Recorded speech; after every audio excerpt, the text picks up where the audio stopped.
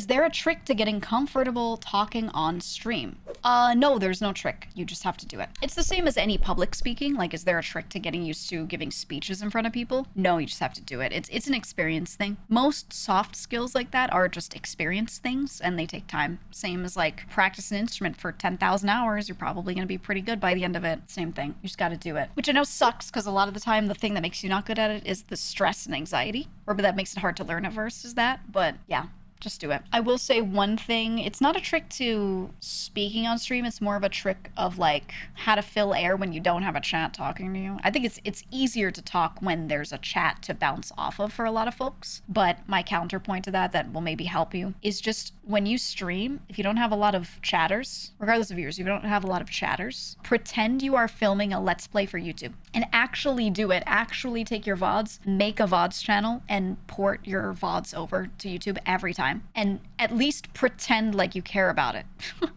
Even if your main thing is you just want to stream and you really don't care about the VODs channel, just pretend that VODs channel is the thing that you want to make work. So that way, every time you stream, you're like thinking about it. Like, I want this VOD to be good. And that helps. And that helps because, you know, think of old Let's Players on YouTube. They weren't being watched live at all. It was a dude alone in a room speaking into a mic as he was playing a game, knowing that someone would watch that later. And that's it. So just do it like that. And then while you're doing that, if you see your chat move and a message comes up, you can talk to it or about whatever they said or whatever. But the moment you finish saying what you're saying, if there's no new chat message to then react to, you just, you know, oh, we're filming a Let's Play, you know, you go right back to that. That makes every Let's Play video I watch from now on much more sad. No. So much YouTube content is filmed alone in a room, and they know people are going to watch it, and they know comments will be left, and then they know they can make another video to communicate. It's like writing letters, you know? It's just, there's a delay, but I don't think it's sad. I'm alone in a room. Okay.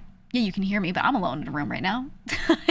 And my cat's like, why is she always yelling at her screen? Like, I don't get it. It's just, you know, it's how it goes. You found a lot of content from VOD channels. Speaking of which, my VOD channel's poppin'. We have a full-fledged VOD channel. It is both my main and my alt channel VODs. I've been steadily seeing more people check them out, comment on them, and you know, come here and be like, oh yeah, I watched your VOD of whatever. So thank you guys. You know, surprisingly, my VODs channel is like gonna make me more money than my clips channel soon. My clips get way more views, but they're short. The VODs channel gets way fewer views, but it's a long VOD. So if someone actually watches it, you know, there are ads on it. And honestly, if you are creating content, you're doing yourself a disservice if you're not just pressing like the auto upload button and then taking a minute after each stream to like adjust, you know, title and all that. You just should. Even if you're getting 100 views on a VOD and it feels like it's like nothing, you're getting 40. It doesn't matter. That's good. That's really good. Okay. Just saying. And it takes almost no effort. You can make your own thumbnail. Like when you're not like a big streamer, you don't have all these meetings and all these other things to be doing. You're just a small streamer. You finish your stream. Instead of going for 6 hours, go for 5. And then you have an hour to sit there and figure out everything you want. What do I title this? Let me make a thumbnail for this. And boom, you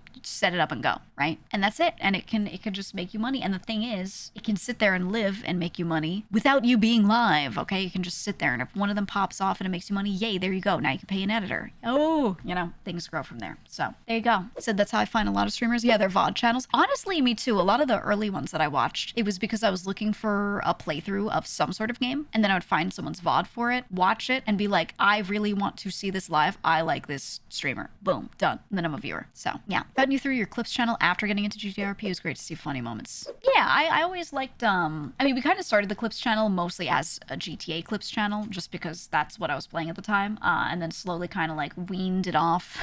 I was telling them, I was like, okay, we need to mix things in at this rate, and we very carefully weaned it off so that it would be like the variety content does better than the GTA content. It's at that point now, according to plan. But yeah, it was popping at that time.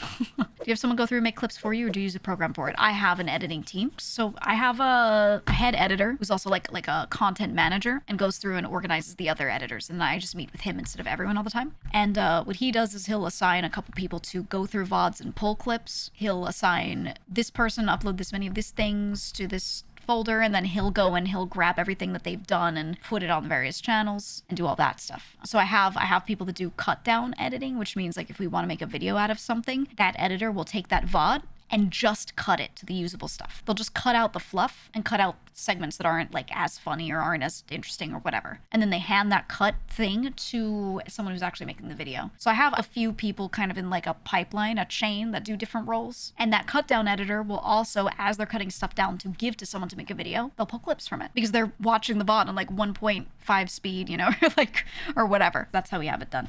And that's why making videos, like you see streamers have highlights channels and stuff, they're kind of really expensive and they tend to spend more money than they make. It's because it takes multiple people. Usually it's not just like one editor. So they're kind of a money sink a lot of the time. But that's why I also have them work on my VODs channel and we're posting clips and doing all these other things. So that way I could try to get stuff to make enough money to pay the editors back. I'm not really gonna like make a lot of money from YouTube, but I want it to exist and then feed the people that make it exist. And that is my goal. Until like a year ago, I never really put effort into YouTube or anything like that. Or maybe over a year ago. I think it was when I joined VShojo. Around that time was when I also found a few more editors. So I was able to build a team and start doing all this stuff. And yeah, when I did that, things adjusted a lot, but I really didn't care about it before that.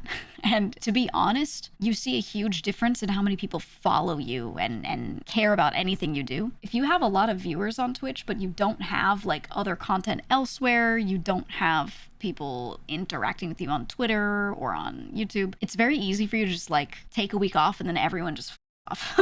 You know what I mean? Like you don't really have people that follow you to other platforms. It's kind of a bad thing. So I always ignored it, but when it became like my job, that's when I started doing it more. So it would be worth it to make a clips or highlights channel if you are doing the editing yourself, or is that too much work? I think clips would be worth it. I think highlights, it just depends on how much time you have. Like if this is your job and you don't have anything else to do, then do it. I think what you should do is give yourself 8 hours a day. Stream for 4 to 5. 3 to 4 is actually the sweet spot, but stream for 4, maybe 5. Spend the rest of the time working on that stuff. And however much you get done, and that's what you put out. That's it. Just set a clock like it's a 9 to 5. And then when you hit that time, you stop for the day. Don't be like, oh, I have to finish my highlight by this day. Just don't do it, you know? And then figure out your capacity from there and decide, okay, do I actually want to do this myself or am I going crazy? Is it worth it? I'm only putting out 1 a month, you know, whatever. Just figure out your capacity there. But that is my advice. I never did it in the beginning because it consumed too much of my time and I worked full time along with streaming. So for the longest time, I just didn't have any content that I put on other platforms. I barely used my Twitter other than just replying to people here and there and posting art, you know, and I just didn't worry about it because I had other work, you know, so I really didn't worry about YouTube until it became obvious that this was now my job. Then I was like, okay, I'll do the other stuff. Okay. Have you ever considered doing a Streamer 101 series? There are enough of those on YouTube that I feel it's not worth it. Then again, a lot of the people that do those kinds of things are not larger streamers themselves. They tend to be smaller streamers. So I have thought about that because I think no one wants to do it when they're a bigger streamer. I'll make one video, how to stream good, and it'll be 6 hours of me yapping. There you go.